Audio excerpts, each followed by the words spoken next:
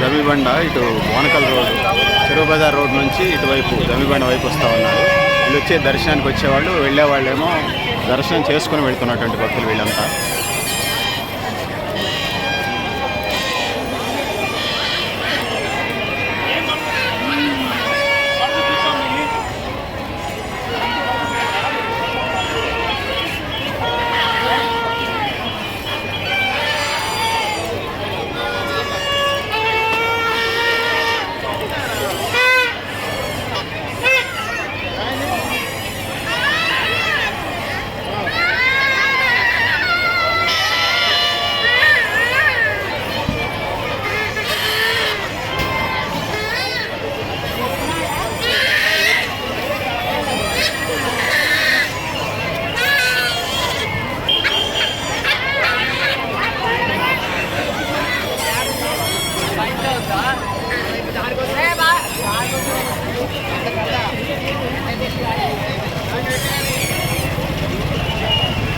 సాహసం అయితే చేస్తాను, ఎంత ఫ్లోటింగ్లో లోపలికి వెళ్దామని సాధ్యం కాదు.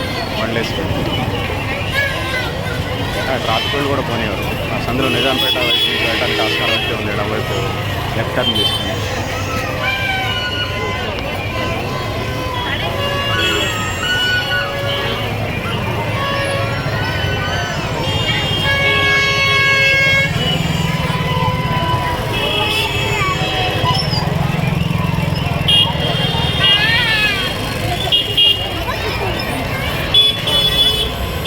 లోపలికి వెళ్ళే ప్రయత్నం చేద్దామండి.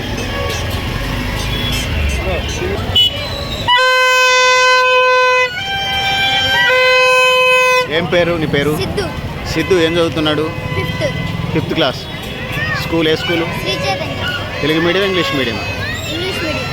మీ మునగాడు స్కూలే కదా? మునగాడు స్కూలే కదా మీది? ఏమవుతాడు సిద్ధు పెద్ద అయితే? ఏమనుకోలేదా? ఏమైనా అనుకో. ఓకే, గాడ్ బ్లెస్ యూ నాన్న.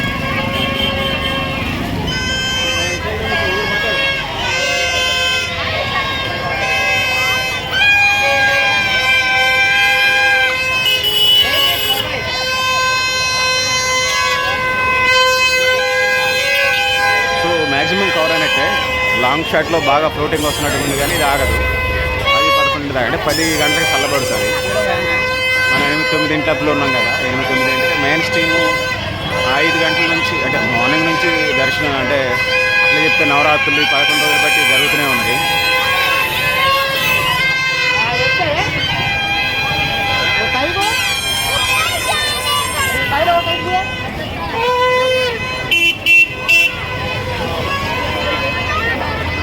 చెరుకు రసం ఎప్పుడు ఉండే బండి,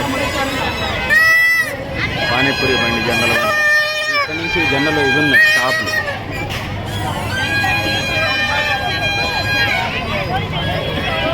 చిరు వ్యాపారాలను కవర్ చేద్దాం.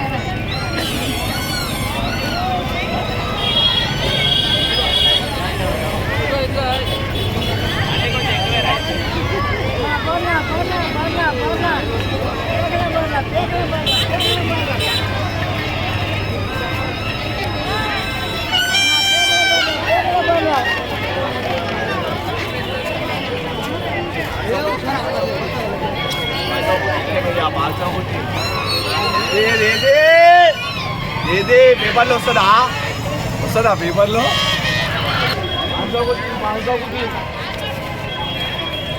వీళ్ళంతా చిరు వ్యాపారులు, బట్టలు చేసుకుంటారు. జనరల్గా పండగలు జాతరలప్పుడు ఈ విజువల్స్ మనకు కనిపిస్తూ ఉంటుంటాయి. సో అంటే ఈ పండగ సీజనల్లో సేల్స్ జరుగుతాయని చెప్పేసి 500కి 3 అట. చూడండి, వీళ్ళంతా చిరు వ్యాపారులు.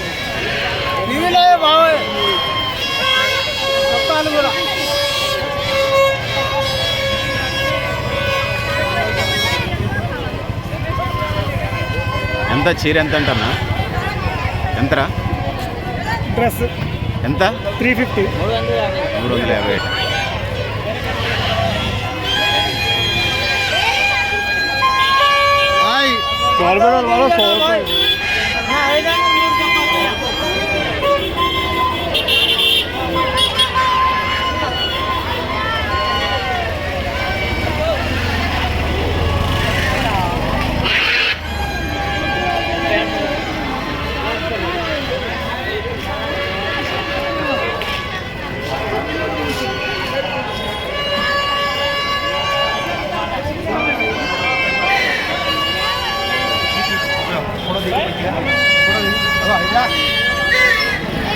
ఏం పేర్రా?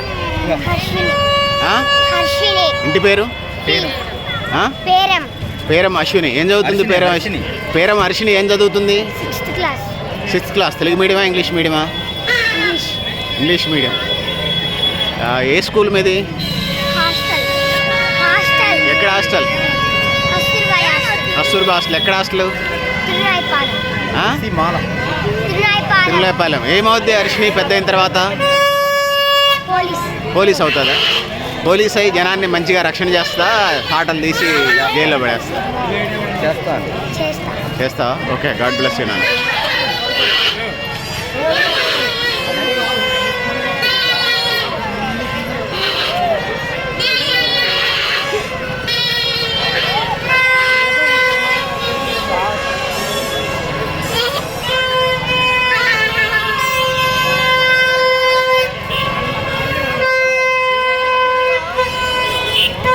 కోనకల్ రోడ్ వైపు నుంచి వెనబండ, మనం వెనబండ పనిచేస్తాం ఆదిత్య థియేటర్ ముందు.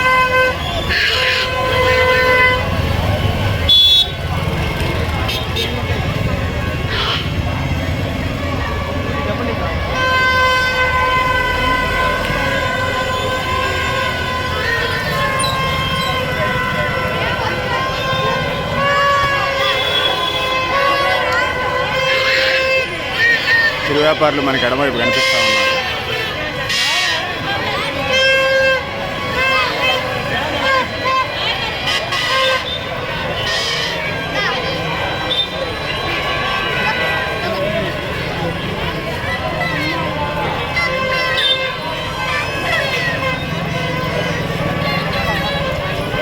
పోలీసులు అంటే దీనికి సర్వేకి పోతున్నారో పాస్ పుస్తకానికి పోతున్నారో మనకి తెలియదు. లేకపోతే డ్యూటీలో వాచింగ్ ఎట్లా ఉంది అన్న చెదురుమదుల సంఘటనలు జరుగుతూ ఉంటాయి. ఉత్సవాల్లో, జాతరలలో ఇంకోసం అబ్జర్వేషన్ పోతున్నారు, మనకి తెలియదు. సో మనం second Kantara movie Aditya theatre ఎదురుగా ఉన్నాము. సో ఇది ఆదిత్య థియేటర్. ముందాక మిరాయి ఆడింది, మిరాయి ఇది కూడా కనిపిస్తూ ఉంది. ఇది కాంతారా. ఒకప్పుడు ఈ సినిమా థియేటర్లో కిటకిటలాడి సోషల్ మీడియా వచ్చిన తర్వాత ఆ బుడ్డమ్మాయి టాటా చెప్తుంది ఎదిగే పిల్లలు. సో సోషల్ మీడియా విషయానికి వద్దాం. సోషల్ మీడియా వచ్చిన తర్వాత సెల్ ఫోన్లోనే సినిమాలు చూసుకునే అవకాశం రావడం, కంప్యూటర్లో సినిమాలు చూసుకునే అవకాశం, పెన్ డ్రైవ్ నుంచి ఫుల్ ఎక్కించుకునే దగ్గర నుంచి ఆ ఇబ్బంది కూడా లేకుండా ఎవరికి నచ్చిన సినిమా అది ఇవాళ రేపు నెట్ బ్యాలెన్స్ వేయించుకుంటే నెలకి ఒక 300, 3 నెలల కంటే 78 రోజులు, 77 రోజులు, 81 రోజులు వస్తుంది. 88 రోజులు ఒక 1000 రూపాయలు పెట్టి బ్యాలెన్స్ తీసుకుంటే ఆ విధంగా సినిమా ఇదివరకు అంత మూమెంట్ అయితే లేదు. ఇంతకుముందు సినిమాలో పనిచేసే రేట్లో టికెట్లు తింటే పార్కింగ్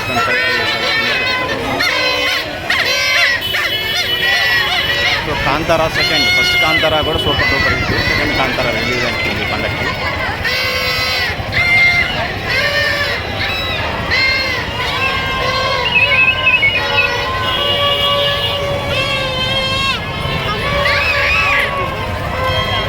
ఇదంతా చిరు వ్యాపారులు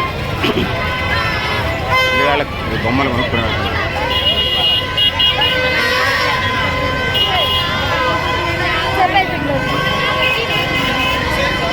చిరు వ్యాపారులని విజువల్స్ తీసుకుందామని వచ్చాము.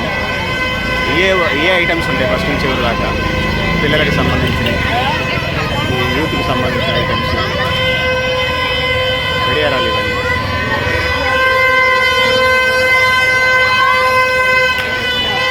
స్వీట్లు, బిస్కెట్లు.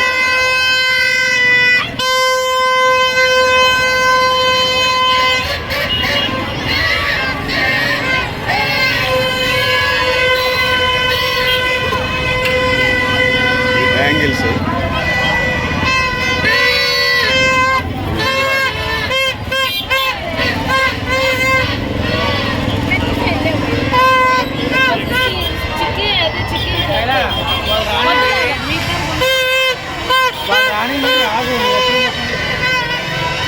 ఆదిత్య థియేటర్ ముందు బాగానే వచ్చారు కానీ పండగ రోజు కదా బాగానే ఉన్నాడు.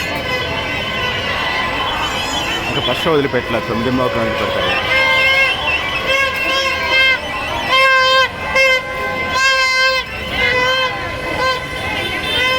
రెగ్యులర్గా స్టూడెంట్ లైఫ్ నుంచి తిరిగిన రోడ్లే కాబట్టి ఈజీగానే ఉంటుంది. కొత్త ప్రాంతాలంటే అసెస్మెంట్ ఉండదు. ఇవన్నీ స్టూడెంట్ లైఫ్ నుంచి నడిచినవి, సైకిల్ మీద తిరిగినవి, లీడర్గా తిరిగినవి ప్రాంతాలు కాబట్టి ఇవన్నీ ఈజీగానే ఉంటుంది. ఇక్కడ స్ట్రెయిన్ ఉండదు. ఎక్కడైందనేది ఒక అంచనా ఉంటుంది, ఒక ఐడియా ఉంటుంది కాబట్టి.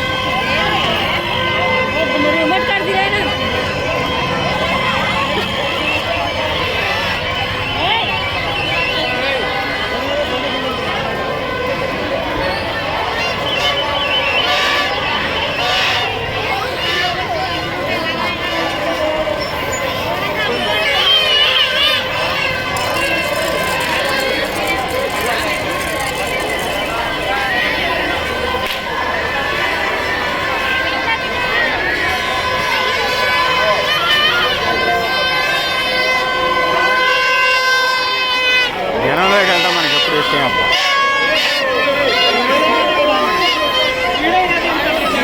మనం భక్తి ఉద్యమంలో ఉన్నాం.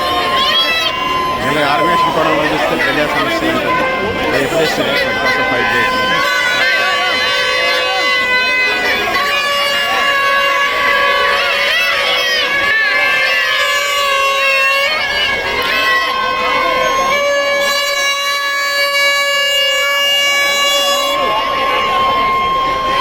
జమ్మిబండ ముందుకు వచ్చేసాం.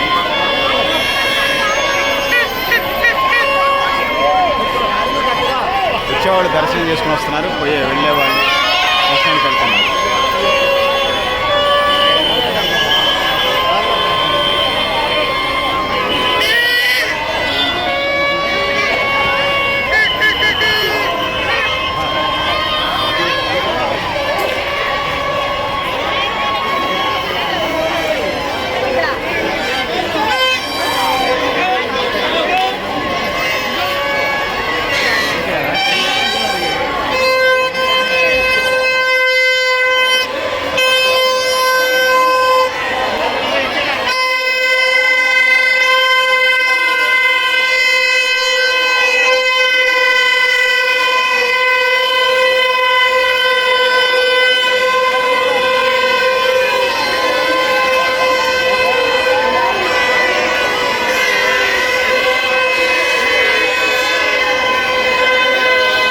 సో మళ్ళీ విజువల్స్ తీసే ముందు లోపలికి వెళ్ళే ప్రయత్నం అయితే చేద్దాం. ఎంటర్ ద డ్రాగన్, లోపలికి వెళ్దాం.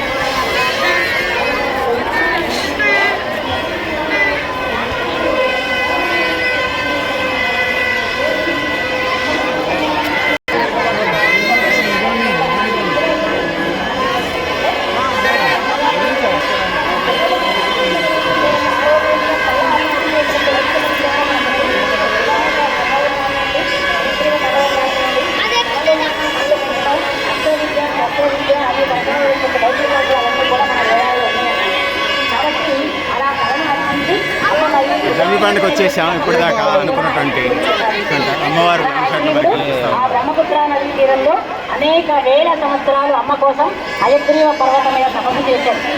అమ్మని కొలిచాడు. అమ్మని కొలవడంతో పాటుగా ఒకనొక సమయంలో స్వామివారి ఆగ్రహానికి గురైన లక్ష్మీదేవి గణవ అనేటువంటి పేరుతోనే అదే హయగ్రీవ పర్వతం మనకి జమ్మిబండ మీద ఉన్నాం. ఒకవైపు భక్తులంతా కనిపిస్తున్నారు, పోలీస్ డిపార్ట్మెంట్ డ్యూటీ చేస్తూ ఉంది. మనకి బ్యాక్గ్రౌండ్లో ప్రవచనాలు వినిపిస్తూ ఉన్నాయి.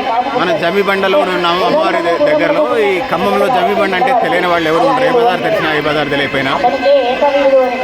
కాబట్టి ఈ హయహయుడి యొక్క వంశమే హయహయ వంశమైంది. ఈ హయహయ వంశంలో నుంచి ఒక కవియుడు, ఆ తర్వాత కాంతావీరుడు జన్మించారు. అమ్మని అనేక విధాలుగా ప్రార్థించిన వాళ్ళు వీళ్ళ వంశాభివృద్ధి అయింది. అమ్మని ఎప్పుడైతే పూజించడం మర్చిపోయారో పరశురాముడి చేత ఈ వంశమంతా కూడా నశించబడింది. కాబట్టి ఇదంతా కూడా హయగ్రీవ వృత్తాంతం. అంతేకాకుండా హయగ్రీవుడు అనేక వేల సంవత్సరాలు తపస్సు చేసిన తర్వాత అమ్మ లలితా సహస్రనామాన్ని అశ్విని వాగించాలి వాగ్దేవతల చేత. ఈ లలితా సహస్రనామాన్ని హయగ్రీవుడికి తమ పేద ఎవరు భక్తులో ఎవరు ప్రత్యేకంగా భక్తితో పారాయణం చేస్తారో వారికి ఈ లలితా సహస్రనామాన్ని హయగ్రీవుడు ఒకనొక సమయంలో లోకాములతో కూడి అక్కడికి వచ్చినటువంటి అగస్త్య మహర్షికి ఈ లలితా సహస్రనామాన్ని ఆయన వివరించాడు. అందుకని మనకి లలితా సహస్రనామంలో కూడా హయగ్రీవాగస్త్య సంవాదే అని ఉంటుంది. ఇది బ్రహ్మాండ పురాణంలో ఉంది అని ఉంటుంది. వాస్తవానికి లలితా సహస్రనామం బ్రహ్మాండ పురాణంలో ఉండడం కాదండి, బ్రహ్మాండమే లలితా సహస్రనామంలో పెసరగుగ్గీలు పంచుతా ఉన్నారు, చూస్తా సోదరులు చెప్పారు మనకు సత్యప్రసాద్ రాయ్ గారు. దేవీ భాగవతము అలాగే దేవీ సప్తశతి. దేవీ భాగవతంలో దేవీ సప్తశతిలో ఉన్నటువంటి సర్వ కథలు కూడా ఒక్కొక్క పదంలో ఉన్నాయి లలితా సహస్రనామంలో. ఆ లలితా సహస్రనామం అంత గొప్పది. ఈ నవరాత్రులలో ఎవరు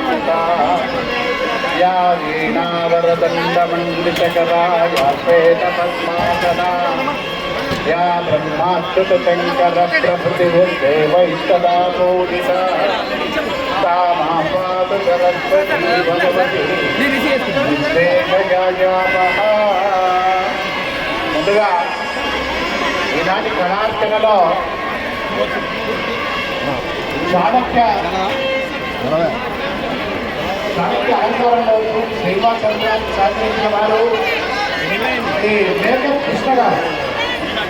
వారికి కూడా దేవాలయానికి పక్షాన భక్తుల పక్షాన శ్రీనివాస సంఘానికి మేకప్ కృష్ణ గారికి కూడా మా ధన్యవాదాలు. మీరు ప్రతి సంవత్సరం కూడా స్వామివారిని సేవించుకుంటున్న విషయం నాకు తెలిసి చాలా సంతోషమైంది. భగవంతుడు మీకు ప్రతి సంవత్సరం ఈ శక్తిని ఇవ్వాలని మేము కోరుతున్నాం. జై నరసింహ.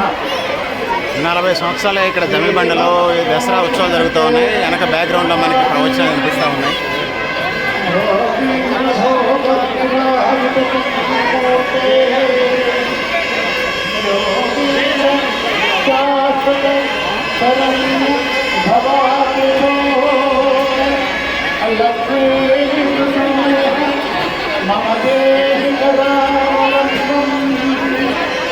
ఓ లక్ష్మీ నరసింహ, ఓ దుర్గముడా, ఓ ప్రసాదవర, ఓ ప్రాణనాయక, జగన్నివాస, జగన్నాయక, మాకు నీ చేయూత కావాలయ్యా.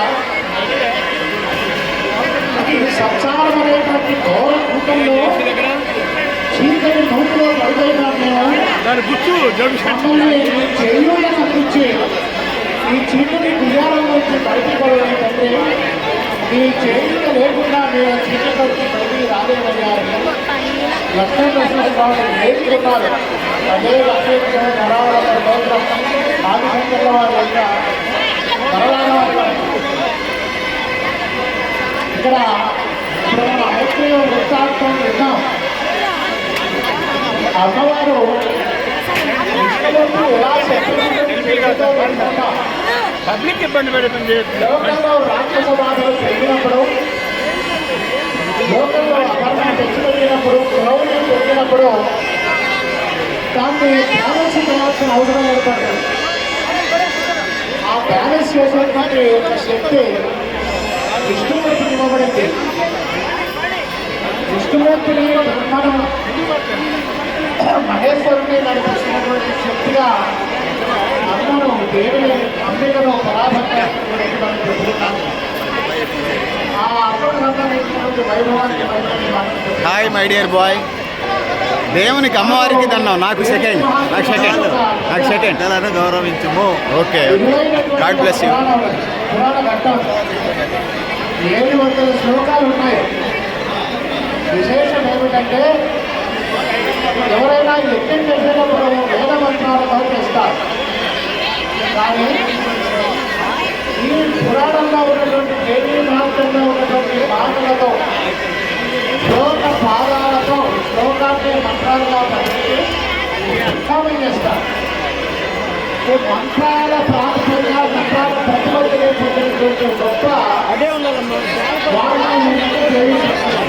ఎవరు నీటనే నువ్వు కావట్లేదేమే. అంతే, ఓకే. దేవుని దిగల్లా ఆరోగ్యంగా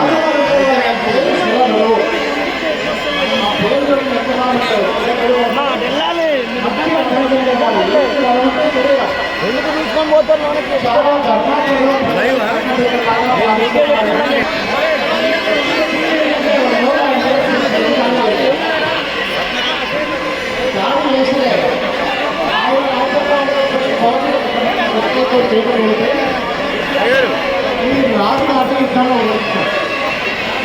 ఇదే నీరెస్ట్. రాజుగారు ప్రాణాలు దక్కితే చాలు అనుకోని తన యొక్క అమాచులను నాయకులు పరివారాన్ని అందరినీ ఎదుర్కొంటే ఆ రాజధాని ప్రాణరక్షణ కోసం పారిపోయి గుర్రం మీద పారిపోయి ఒక అడవిలో ఒక ముని దగ్గరికి వచ్చాడు. బండిలోనే ఉన్నాడు. అలా ఆ సురేంద్రుడి ఆశీర్వాదం వచ్చి